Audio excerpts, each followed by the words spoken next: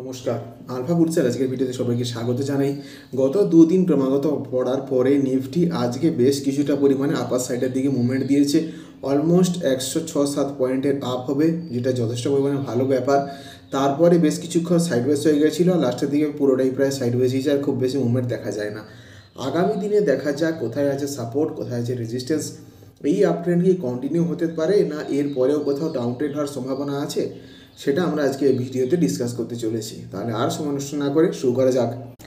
স্ক্রিনে আপনাদের সামনে আছে নিফটি ডেলি চার্ট। গতকাল আমি বলেছিলাম যে নিফটি এই জোনটার মধ্যে ছিল আগে। এই দেখুন এভাবে উপরে নিচে গেছে, উপরের এই লাইনটা হচ্ছে রেজিস্ট্যান্স আর নিচেরটা হচ্ছে সাপোর্ট।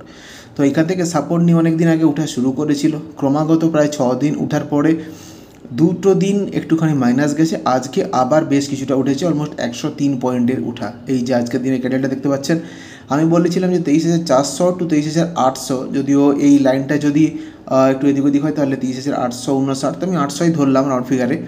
আর 23,400 এই 500 পয়েন্টের মধ্যে, 23,400 টু 23,800, সরি 400 পয়েন্টের মধ্যে একটুখানি সাইডওয়েজ আছে। এই উপরের দিকে যে জায়গাটা এটা দেখছেন, এই যে লাইনটা, এটা হচ্ছে রেজিস্ট্যান্স। কেননা এখানেও দেখেছেন যে সেল অফ এসছে। একটু আমি জুম করে দেখিয়ে দিচ্ছি। দেখুন উপরের দিক থেকে সেল অফ এসেছিল, উপরের দিকে উইক, নিচের দিকে ক্যান্ডেলের বডি।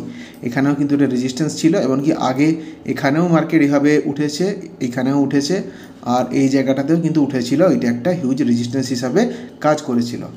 এবারে এই যে 23,400 জায়গাটা আছে, এখানে কিন্তু কিছুটা পরিমাণে ডিপ মেরে যদি উপরের দিকে উঠে বেশি পরিমাণে ভলিউম নিয়ে তারপর যদি 800 জায়গাটাকে ব্রেক করে, তাহলে কিন্তু একটি প্রপার আপট্রেন্ড শুরু হতে পারে।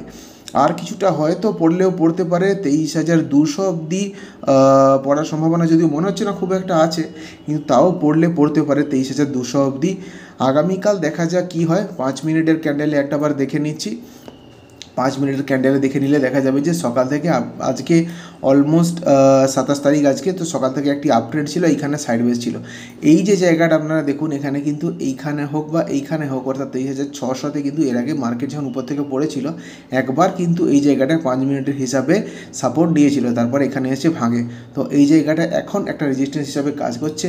আগামীকাল দেখা যাক কি হয়, উপরের দিকে যায় না নিচের দিকে যায়। বেশ কিছু দিন এই 400 পয়েন্টের মধ্যে, অর্থাৎ 23,400 টু 23,800 এই পয়েন্টের মধ্যে কিছু দিন হয়তো একটুখানি সাইডওয়েজ হওয়ার সম্ভাবনা আছে। তারপরে যদি ব্রেক করে আপার সাইডের দিকে, তাহলে একটি ভালো আপগ্রেড হওয়ার সম্ভাবনা থাকলেও থাকতে পারে।